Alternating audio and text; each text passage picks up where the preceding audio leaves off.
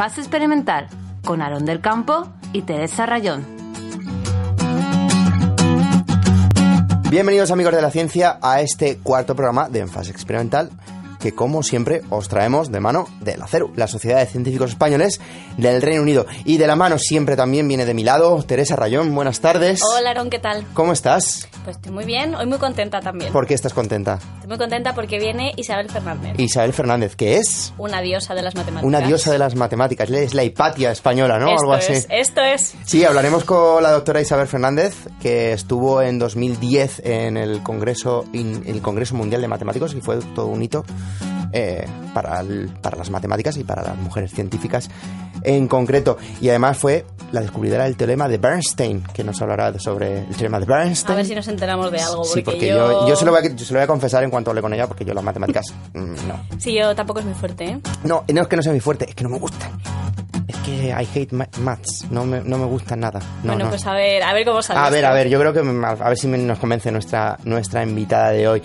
Pero antes, nada, comentar lo que comentamos siempre, que nos podéis escuchar cada 15 días. Podéis escucharnos desde varios medios. Uno de ellos en radioxlondres.es. Otro, pues estamos en iVoox y estamos en iTunes.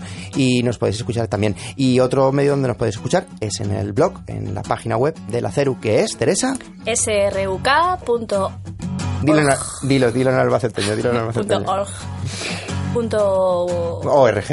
ORG, correcto. Y nada, os descargáis el podcast y nos podéis escuchar donde queráis, donde os apetezca más. Si queréis escucharnos en la ducha, porque hoy vamos a hablar de pompas de jabón con nuestra invitada. Entonces tiene que matemáticas ser en la ducha. Mientras os dais un baño relajante, escucháis mi aterciopelada voz y estáis así la voz tranquilamente. Y nada, como vamos a hablar con una científica, y es una matemática y nuestra primera invitada de la temporada, pues he dicho, voy a hablar sobre mujeres en la ciencia. Hoy me voy a poner un poquito más serio y no voy a hablar como siempre de caracoles y de sexo. ¿Me están sorprendiendo? Sí, hoy. he dicho, no venga, voy a ponerme esto. un poco más serio, y voy a hablar de un libro que acaba de salir y que reivindica el papel de las mujeres científicas en la historia.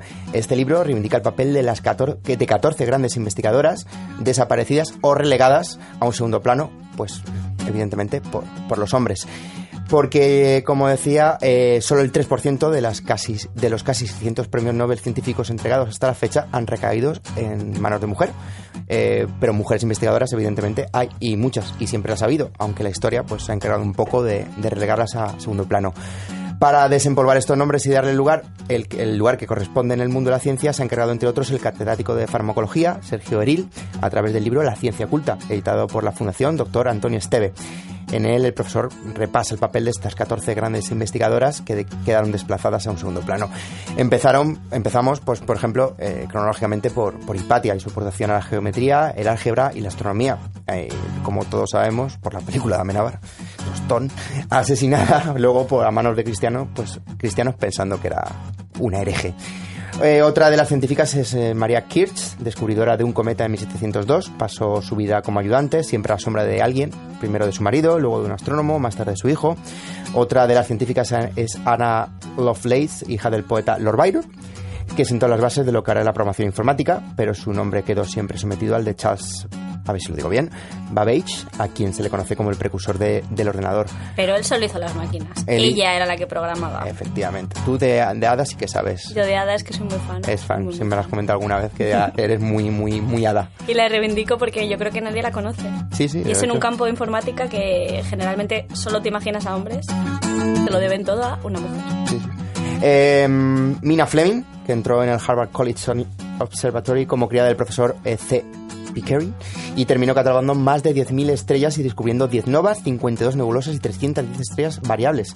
En ese mismo centro, Pickering contrató a Henrietta Swan-Leavitt también para catalogar estrellas, pero la científica encontró además un elemento clave para determinar la distancia entre las estrellas, una herramienta capital en la cosmología que sirvió años después para descubrir que el universo se expande.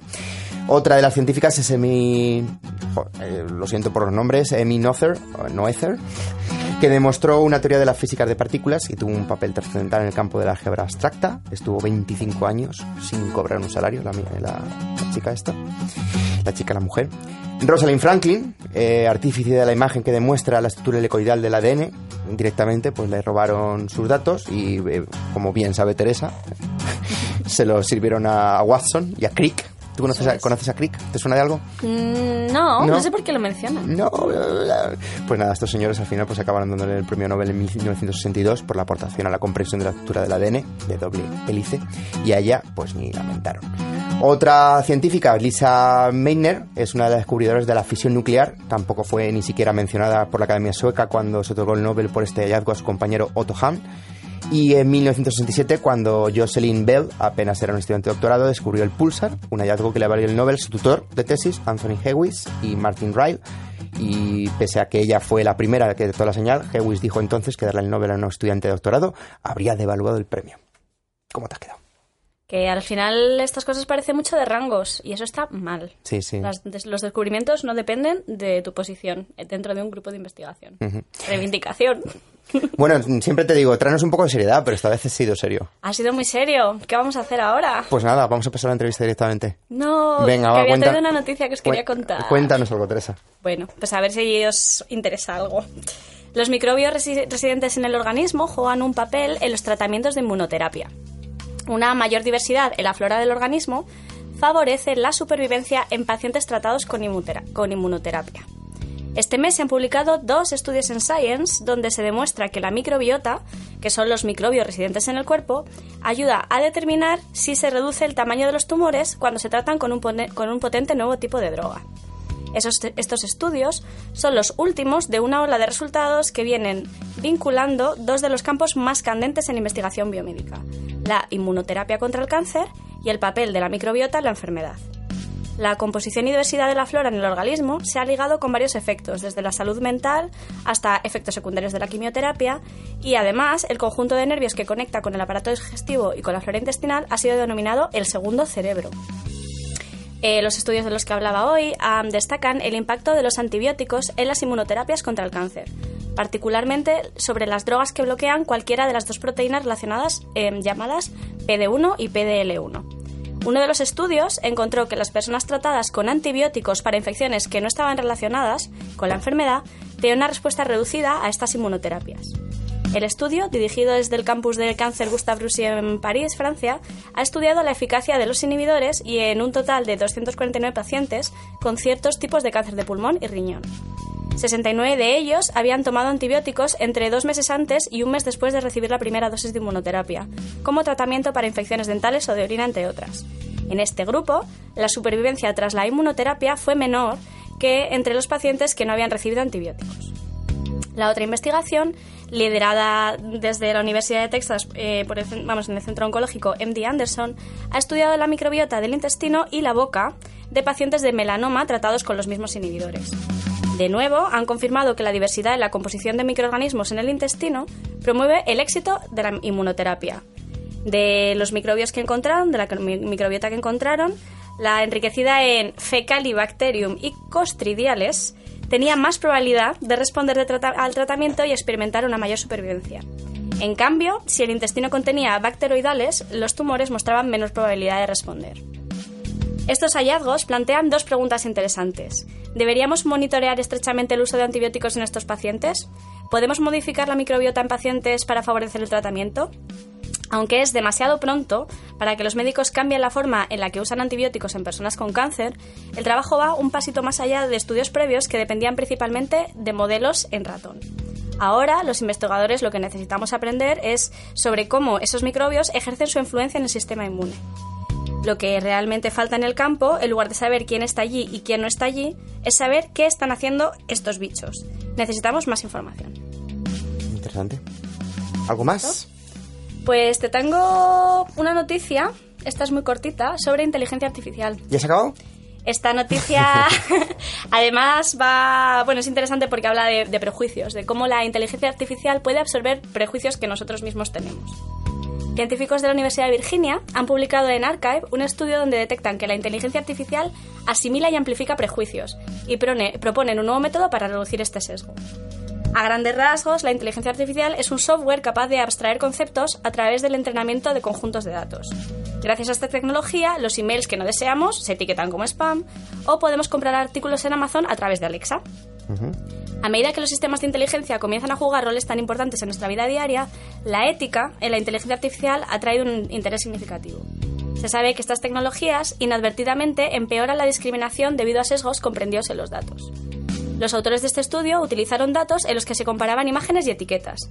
Para empezar, buscaron si existía algún tipo de asimetría en los conjuntos de datos de entrenamiento y encontraron que existían prejuicios implícitos en los datos. Por ejemplo, en estos datos, la actividad de cocinar era un 33% más probable que se asociara a las mujeres. Además, si este tipo de datos son los que se utilizaban en el entrenamiento, los autores midieron que las redes neurales, la inteligencia artificial, amplificaba esta desviación hasta un 68%, incrementando aún más los prejuicios iniciales de los datos. De esta manera, el concepto de mujer en la cocina, que hemos tenido grabado durante mucho tiempo y que ahora creemos que es falso, se incrementa y perpetúa a causa de nuestros prejuicios subyacentes. Los autores en este trabajo proponen varias técnicas para visualizar y cuantificar estos problemas de sesgo, además de resolver estos problemas de asociación de conceptos durante el entrenamiento de las redes neurales. De cualquier manera, para que la inteligencia artificial sea verdaderamente inteligente, se deben escoger bien los conjuntos de datos para entrenar a la red y buscar reguladores públicos que revisen estos sistemas. Pues muy interesante. Yo te prometo que ahora no voy a tener prejuicios con nuestra próxima invitada. A ver qué tal se te da. No, por eso ya te digo, ya las matemáticas y yo no... Que si no... I'm not math friendly. I'm not. Pues gracias, Teresa. Vamos a conectar ya con nuestra invitada y eso, vamos a hablar de... ¿Tienes preparadas tu pompa de jabón? Listas. Venga, pues vamos a ello.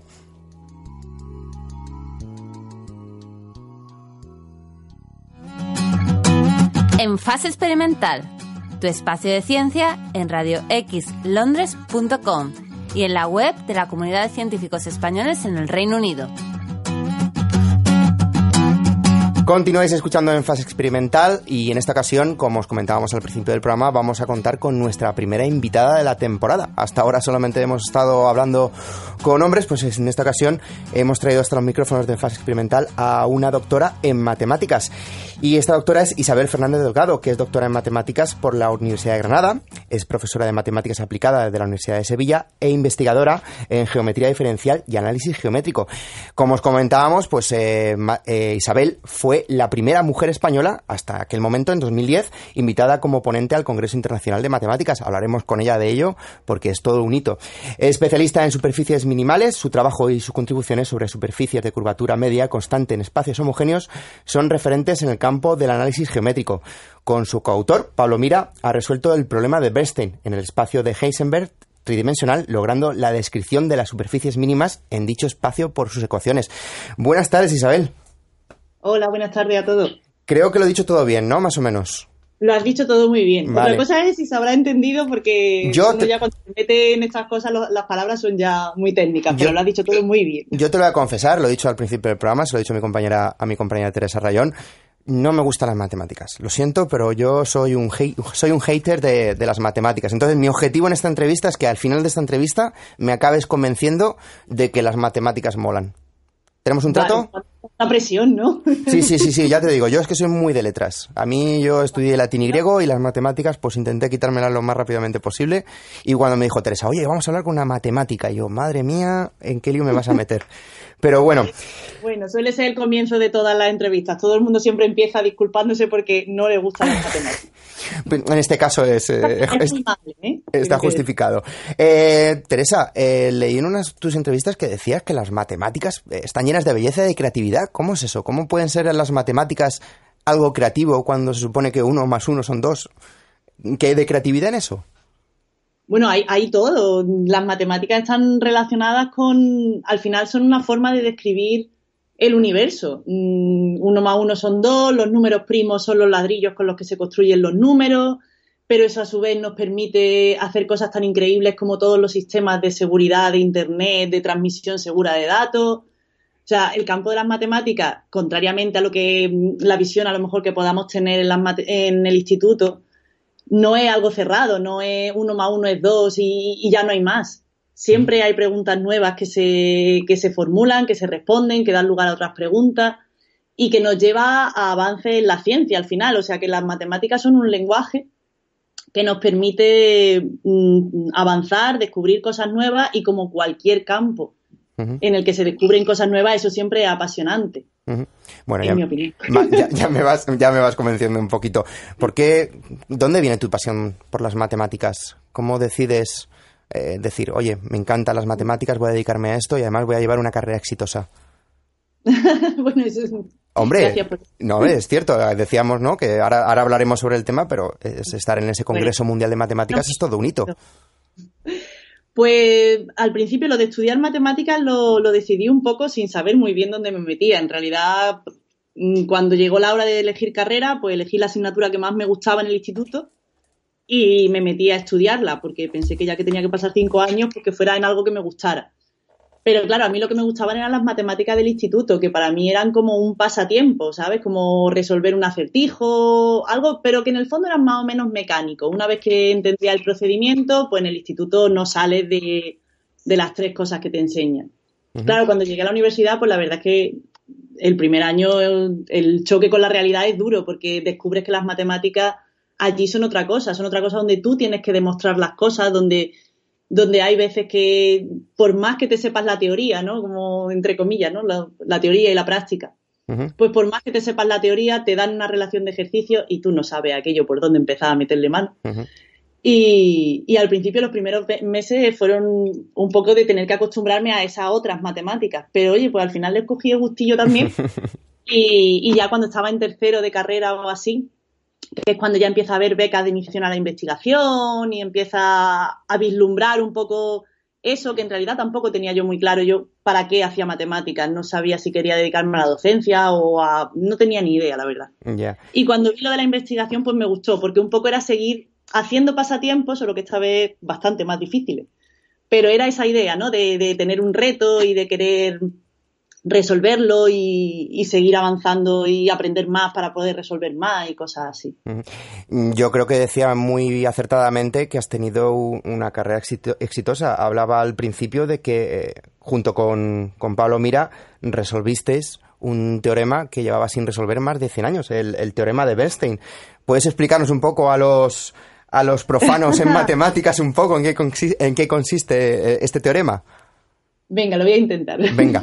La pregunta Era nuestro trato al principio de la entrevista. Sí es verdad. Venga, a ver cómo me sale. Bueno, a ver, el punto un poco de partida de todo lo que yo hago, ¿no?, de mi investigación, pues bueno, como cualquier investigación así ya en un campo muy específico, pues al final son muchas cosas muy abstractas, sobre todo en matemática, en investigación básica, pues tienen ya un nivel de abstracción que es complicado explicarlo. Pero os voy a poner un ejemplo que yo creo que ilustra muy bien el tipo de cosas que yo estudio. Entonces, eso que tú has hablado antes de superficies mínimas, pues lo que tenemos que pensar, por ejemplo, es que tenemos un alambre, ¿vale? Un alambre que tú lo retuerces de la manera que tú quieres, así lo enrollas y tal. Y eso luego lo metes en agua con jabón, ¿vale? En lo de hacer pompas de jabón de toda la vida. Vale, pues entonces tú coges un alambre, si quieres, con forma circular, pero ahora ese círculo tú lo retuerces y lo pones así de la forma que tú quieras. Cuando lo metes en agua con jabón y luego lo sacas otra vez, lo que te sale es pues como una película de jabón que está apoyada en el alambre, ¿no?, que se ha agarrado ahí al alambre y que adopta pues cierta forma.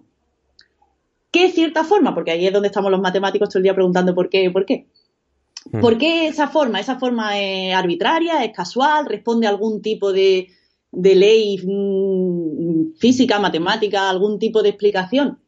Pues la explicación de por qué la película de jabón adopta precisamente esa forma tiene que ver con el hecho de que la película de jabón lo que quiere es minimizar el esfuerzo que le supone el hecho de tener que estar agarrada al alambre, ¿vale? La película de jabón está gastando una energía en agarrarse al alambre.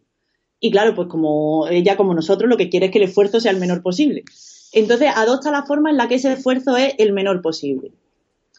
Y ese esfuerzo al final se traduce en una cosa que es muy matemática, que es la curvatura de la superficie, la curvatura media, que se llama. Entonces, pues el hecho de que la superficie esté en una cierta posición, así como, por así decirlo, de equilibrio, ¿no?, donde el esfuerzo es el menor posible, pues se traduce en que la curvatura media de la superficie es 0, que ya es una ecuación matemática, que ya ahí entramos los matemáticos con nuestras funciones, nuestras derivadas, nuestras integrales, y ya ahí hacemos cosas. Entonces, mi campo de estudio vendría a ser el intentar averiguar propiedades de ese tipo de objetos, ¿vale? Te he dicho las películas de jabón porque son como el más visual, Sí. pero serían muchos más tipos de objetos. Entonces, pues averiguar propiedades, qué les puede pasar, pueden contener una recta, pueden tener simetría, pueden tener singularidades, todo ese tipo de cosas. Entonces, pero claro, también los matemáticos, otra cosa que nos gusta mucho es imaginarnos todos los mundos posibles, ¿no? No solo el mundo en el que vivimos, que tiene 3 dimensiones, que tiene en el modelo local pues es plano, ¿no? Todas las direcciones son iguales. El mundo en el que vivimos tiene unas ciertas propiedades que son muy agradables. Pero bueno, eso sería discutible. Sería discutible, perdona. Estamos hablando desde el punto de vista matemático. Vale. Porque desde el punto de vista humano, que sea agradable, no sé yo, ¿eh? Ahí lo mismo podríamos. Lo mismo los otros mundos que yo estudio son hasta mejores. Entonces, el caso es que luego la física necesita de muchos otros tipos de modelos. Incluso de más de 3 dimensiones, en los que haya otro tipo de curvatura, en los que haya direcciones en las que pasan cosas raras. Existen muchos otros tipos de espacios. Y una de las misiones de los matemáticos es intentar ser lo más generales posible e intentar hacer estudios que se puedan aplicar al mayor tipo de espacios posible. Uh-huh. Entonces, el espacio de Heisenberg, que tú has comentado, que es uno de los sitios donde yo he trabajado, es uno de estos espacios. Es un espacio especialmente famoso por ciertas propiedades que tiene, que lo hacen muy especial. Y nosotros lo que hicimos fue estudiar las superficies mínimas, películas de jabón, si queréis, uh-huh, en ese espacio, que no es como el espacio normal en el que vivimos, pero que también tiene propiedades que lo hacen bastante especial y es un espacio bastante conocido. Entonces lo que hicimos fue dar una descripción de cómo son ese tipo de superficies en ese tipo de espacio. Y es verdad que tuvimos suerte que llegamos en un momento en el que la teoría había estado parada durante mucho tiempo, de repente hubo un resultado que se hizo muy famoso de un matemático americano y un alemán, de Harold Rosenberg y Uwe Albrecht, y gracias al resultado que ellos consiguieron, pues de repente fue como una revolución en ese campo, mucha gente empezó a trabajar en él, nosotros también, y tuvimos la suerte de resolver ese problema, que se llama el problema de Bernstein, uh-huh, que eso es clasificar esa superficie tipo película de jabón en ese espacio. Uh-huh. ¿Y para qué sirve todo esto? ¿Qué aplicación tiene este teorema? ¿Arquitectura? ¿Biología? No sé. Bueno, lo que es la superficie mínima en el espacio, o sea, el modelo, ¿no?, de película de jabón y tal que yo te he contado, claro, eso, yo te he dicho que esas superficies lo que quieren es minimizar la energía. Uh-huh. Eso al final se traduce también en que lo que hacen es minimizar el área, porque cuanto menos espacio ocupen, menos energía gastan. Entonces, al final, ellas lo que hacen es tener el menor área posible. Entonces, eso es una solución a un problema de optimización que es útil, por ejemplo, en arquitectura, como tú bien has dicho, para diseñar cubiertas de edificios. De hecho, si buscáis en Google el Estadio Olímpico de Múnich, uh-huh, pues veréis que la cubierta del Estadio Olímpico tiene una forma así como muy suave, sí. Que recuerda a eso. Totalmente. Y es que precisamente está hecha siguiendo un modelo de películas de jabón, de forma que así pues se minimizan los costes, en el sentido de que tienes que construir la menor cantidad de superficie posible, y también son muy resistentes, porque eso de tener la menor área la hace ser bastante estable. Uh-huh. Entonces, además son visualmente muy bonitas. Sí, totalmente. Claro. Estoy recordando también, por ejemplo, el estadio, el nido, el famoso nido de las Olimpiadas de Pekín, que también más o menos tiene esa forma, el que le dices tú, el estadio de la Allianz Arena de Múnich. Sí, la verdad es que uh-huh, tiene todo el sentido. Te sentirás orgullosa, ¿no? Oye, claro, gracias a mí, hay un estadio en Múnich fantástico y maravilloso. No, eso no, ahí no tengo yo mérito ninguno, porque ya te digo que eso es en el espacio nuestro Euclides, ¿no?, que llamamos. Y eso sí que está súper estudiado. O sea, este tema de las superficies mínimas es que es un tema súper clásico. Uh-huh. En geometría, que lo ha estudiado gente como Gauss, como Euler, o sea, estos matemáticos famosos que todo el mundo ha escuchado alguna vez. Hasta yo. Eso. Yo me pregunto si Euler es lo que yo llamo Euler. Euler, sí. Oh, Dios mío, ni siquiera sé pronunciarlo. Bueno, pero sabías que existía. Bueno, yo unas veces lo pronuncio bien y otras mal, lo voy haciendo aleatoriamente. Isabel, comentábamos al principio tu presencia en el 2010 en el Congreso Mundial de Matemáticas.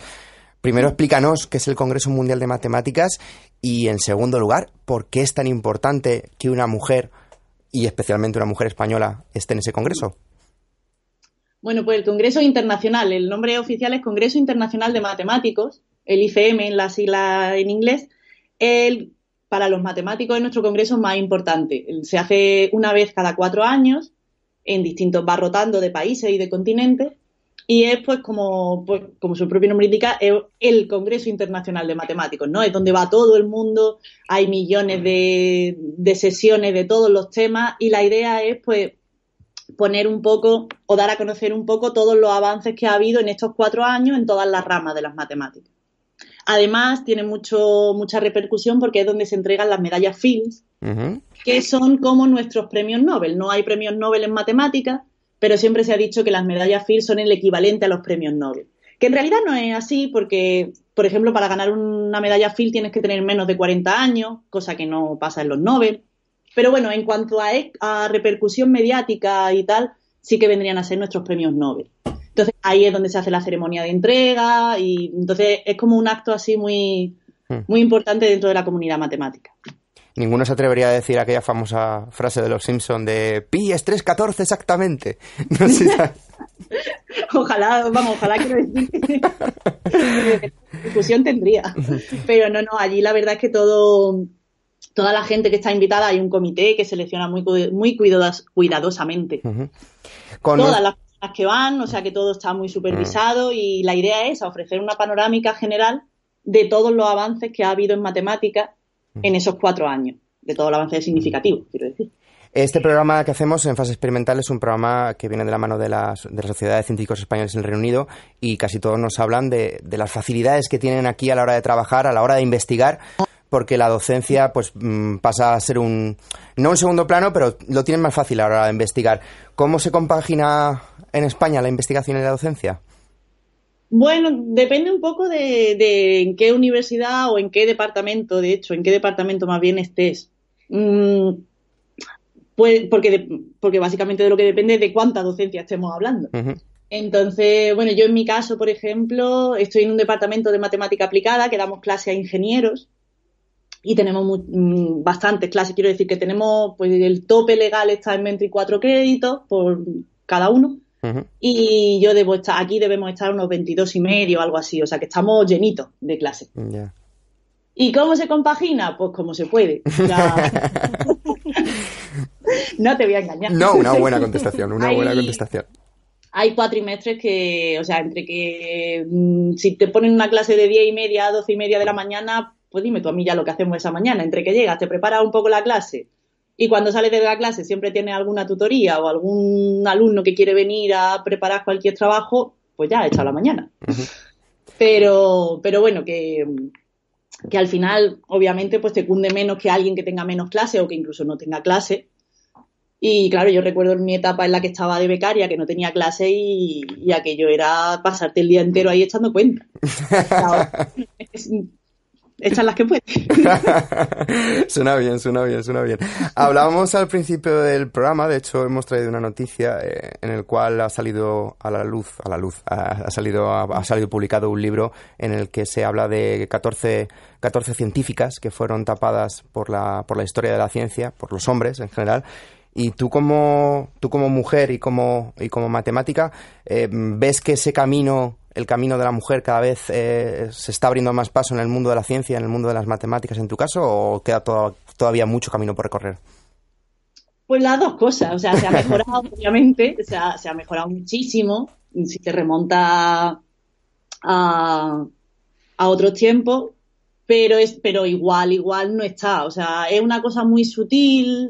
Yo no te voy a decir que yo haya sufrido discriminación así hacia mi persona por el hecho de ser mujer. Es mucho más sutil, es un sesgo que hay en la sociedad que como que te empuja o te condiciona a la hora de plantearte tu carrera investigadora. Pues porque entran en juego factores como la maternidad, como el cuidado de los hijos, el cuidado de los mayores, de tus padres. Y todo ese tipo de situaciones que las tienen hombres y mujeres afectan de forma distinta al hombre y a las mujeres. Yo creo que a las mujeres eso les les condiciona mucho su vida laboral en una profesión como esta, en la que la investigación es una cosa que no tiene un horario fijo, tiene viajes, ¿sabes? Supone una dedicación que es a lo mejor un tanto incompatible con una vida familiar, ¿sabes? No es un trabajo de 8 a 3 ni nada de eso. Uh-huh. Entonces, creo que en ese sentido hay una edad en la que las mujeres se quedan un poquito por detrás y eso se está viendo en que el número de tesis que hacen las mujeres es más o menos igual que el de los hombres y de repente empiezan a pasar los años y cuando miran los catedráticos pues sigue habiendo muchísimos más catedráticos que catedráticas.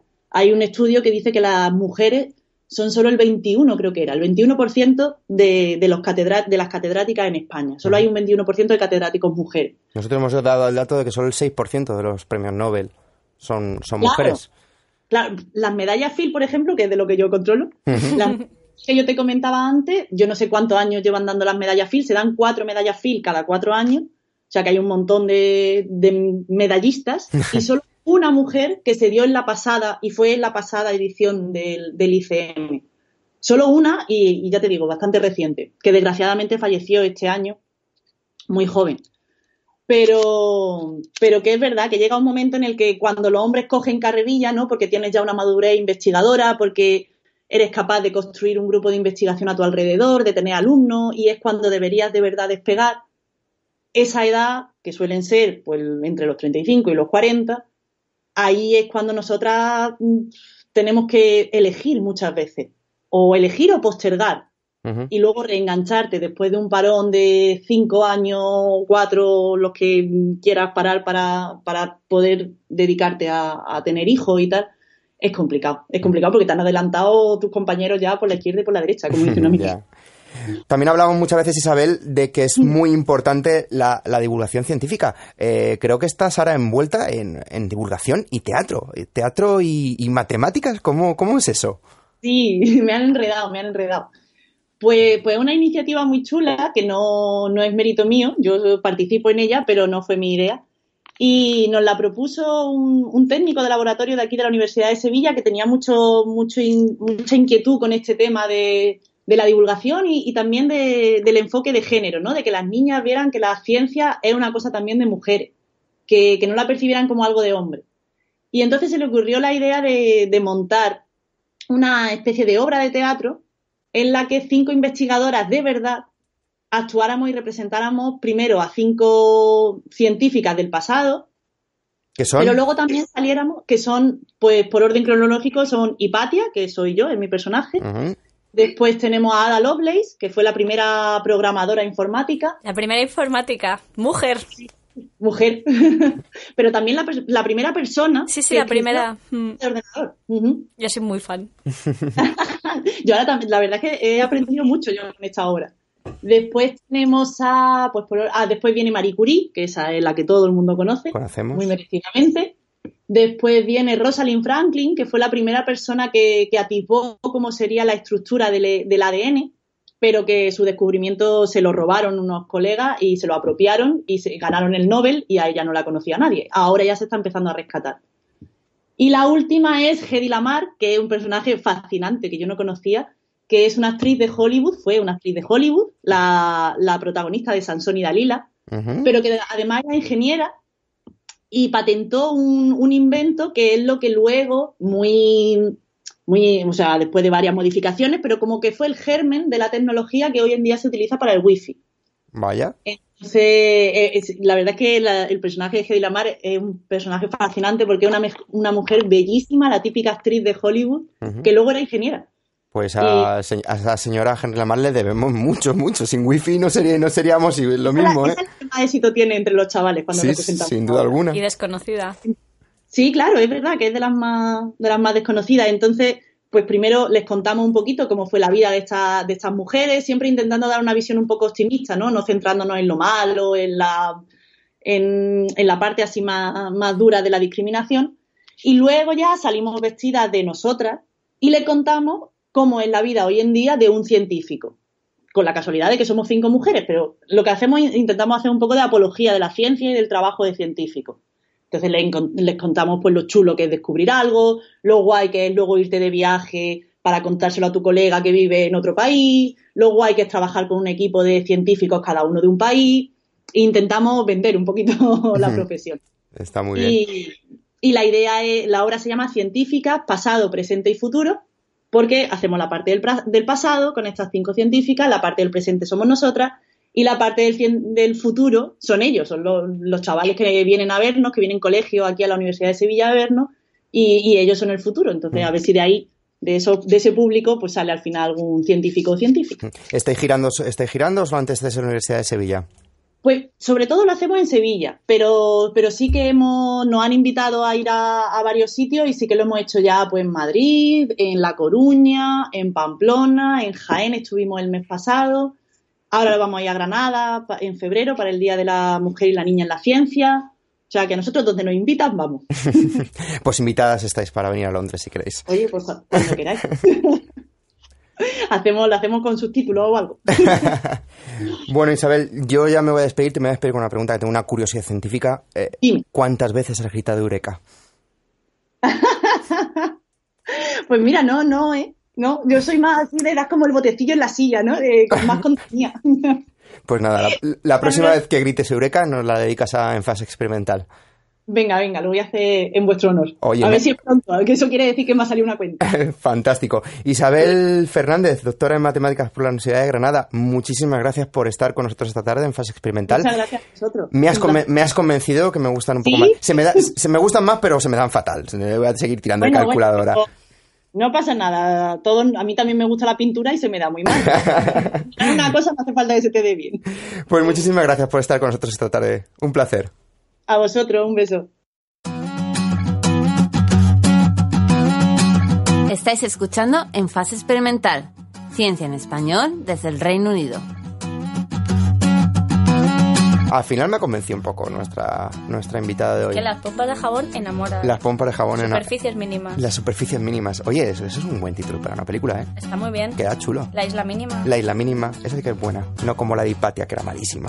¿Cómo eres? Yo, la verdad es que creo que... Malísima. Claro, creo que a lo mejor hay que ver la obra de teatro. La obra de teatro, Isabel, eso es. perfectamente, pero la de Amenábar no la veáis. Teresa, agenda. ¿Qué tenemos? Agenda científica. Pues os traigo unas cositas. Empezó el 9 de noviembre y sigue hasta la primavera de este año, que es una exposición en el Science Museum de Londres que se llama Superbugs, The Fight for Our Lives. Que estábamos antes hablando de microbiota, pues bueno, esto simplemente para realmente explorar el enorme reto que supone la resistencia a antibióticos. Que no hay que tomar todo el rato antibióticos, que esto puede ser un problema mundial. Lo es, de hecho lo es. Lo es. Otra cosa que os traigo, desde ya hasta el 14 de enero, la Wellcome Collection de Londres, Can Graphic Design Save Your Life? Y esto es una exposición sobre la extendida naturaleza, a menudo subliminal, del diseño gráfico, en la configuración de nuestro medio ambiente, nuestra salud y nuestro sentido de sí mismo. Y el 14 de diciembre, promoción CERU, en la ceremonia de entrega del premio Talento Emergente de este año. ¿Estoy nominado? ¿Eres científico? Sí, hablo de ciencia. ¿Hablas de ciencia? ¿Qué has descubierto? A ti, Teresa, a ti te he descubierto. Entonces, te mereces el premio. Embajada, 14 de diciembre, Embajada de España en Londres, apuntaos todos. Ah, pues muy bien, allí estaremos. ¿Hay agape? Hay agape. Ah, pues allí estaremos. Vino español. ¿Hay vino español? Hay vino español. Entonces allí estaremos. Gratis, gratis. Esa es la palabra, gratis. Nada, yo me quería despedir con algo bueno, pero me voy a despedir muy mal. Me voy a despedir a lo bajo. No me gusta. O sea, hemos esto. empezado así, a lo tope, venga, viva la ciencia, guau, subidón, abajo. Nos vamos al carajo, Teresa. ¿Cómo que nos vamos al carajo? O ¿Qué sea, está pasando? Ya está. Te lo digo así en plan de broma, pero te lo digo en serio. Que me voy a poner triste. Sí, no, de verdad, sí. Porque más de 15.000 científicos, no uno, ni dos, ni tres, 15.000, han advertido del daño irreversible que está sufriendo la Tierra gracias a nosotros, al ser humano. Nos lo llevan advirtiendo años, y ni los ciudadanos ni nuestros queridos políticos hacemos ni caso del daño que estamos causando al planeta, la necesidad de tomar medidas urgentes para evitar que las consecuencias sean irreversibles, aunque yo creo que irreversibles ya nos vamos al carajo. Y la conclusión no podía ser más alarmante. Durante décadas hemos explotado los ecosistemas por encima de los límites sostenibles con el fin de mejorar nuestra calidad de vida. Pero ese motivo, si no tomamos medidas urgentes, pues lo que digo, nos vamos. En 1992, la Unión de Científicos Preocupados, que a lo mejor no les hicieron mucho caso por el nombre, porque no suena muy científico. Científicos preocupados. UCS, las siglas en inglés, que eran más de 1.700 científicos independientes, incluyendo la mayoría de ganadores del Premio Nobel de Ciencias, redactaron la advertencia de los científicos del mundo a la humanidad. Mostraron su preocupación por la destrucción de la capa de ozono, las pérdidas de los bosques, el cambio climático, la extinción de las especies, el crecimiento continuo de la población mundial. Pero parece que, como te he dicho, pues ni caso. Ponme un pitido. Ni puto caso. Pues nada, 25 años después, segundo aviso. 15.000 investigadores de 184 países han decidido darnos un segundo aviso, y quién sabe si definitivo o demasiado tarde ya. Y a excepción de la estabilización de la capa de ozono, pues lo estamos empeorando. Te comento los 10 puntos negros. El agua. Se ha reducido un 26% de la cantidad de agua dulce disponible por cada habitante. Mal. El sobrepesca. Reducción drástica de las capturas de peces salvajes. Peor. Océanos. Aumento del 75% de las zonas muertas en los mares. Fatal. Tierra. En la tierra, cerca de 120 millones de hectáreas de bosques se han convertido en terrenos de cultivo. Horror. Clima. El crecimiento de emisiones de gases de efecto invernadero sigue calentando la temperatura media del planeta. Pedos. Total. Sí, los pedos de las vacas. La población, el número de habitantes ha crecido un 35% desde 1992. No cabemos. Especies, el número de mamíferos, reptiles, anfibios, peces y aves ha descendido un 30%. Falta de biodiversidad. Totalmente. Cultivo, la degradación de los suelos debido a la explotación agrícola afecta al 11% de los suelos de cultivo. La contaminación. Cultura hambruna, iba a decir. Sí, totalmente. La contaminación, la mala calidad de aire y la lluvia ácida están causando graves problemas de salud en todo el mundo. Y por último, la alimentación. La gran demanda en algunos lugares del mundo está causando problemas de abastecimiento en más de 80 países que albergan el 40% de la población mundial. La verdad es que las cifras son alarmantes y ponen un poco los pelos de punta y sinceramente o hacemos algo ya o no nos vamos al carajo, como he dicho. Medidas necesarias, pues los científicos, los medios de comunicación y los ciudadanos, nosotros mismos, debemos insistir a nuestros gobiernos para que tomen medidas inmediatas. También nos llaman a reflexionar como personas humanas, como individuos humanos, y a cambiar nuestros comportamientos individuales, limitando nuestra propia reproducción. Eso es complicado ya, pero bueno, evidentemente la superpoblación es un problema, y disminuyendo nuestro consumo de combustibles fósiles, carnes y otros recursos. En este manifiesto los autores piden aumentar la declaración de reservas terrestres, las marinas y áreas protegidas, la protección de ecosistemas, reducir el desperdicio de alimentos, que eso es un problema muy muy grave, impulsar un cambio hacia dietas más vegetales, eso también va a ser bastante complicado, o promover la reducción de la fertilidad, fomentar la educación ambiental y muchas otras cosas.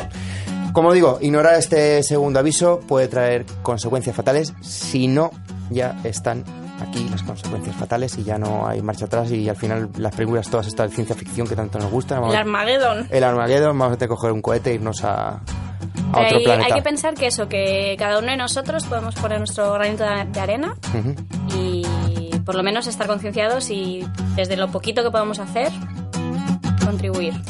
¿Quién sí pone un granito de arena? Todos nuestros programas es Teresa Rayón, muchas gracias. Tú pones una montaña de arena. Yo pongo una montaña de arena. Hoy nos hemos traído, Carlos Bricio, nuestro técnico habitual, no está con nosotros, pero nos hemos traído a Adolfo Suárez. No haga chistes. Pero muchas gracias, Adolfo, por estar con nosotros. Lo hemos enganchado y él ya está enganchadísimo a la ciencia. Nos manda besos desde la pecera. Y el que os habla, Aarón del Campo. Y como siempre os digo, y cuidar el medio ambiente y que la ciencia os acompañe. En Fase Experimental, todos los martes, jueves y sábados de 3:30 a 4 de la tarde.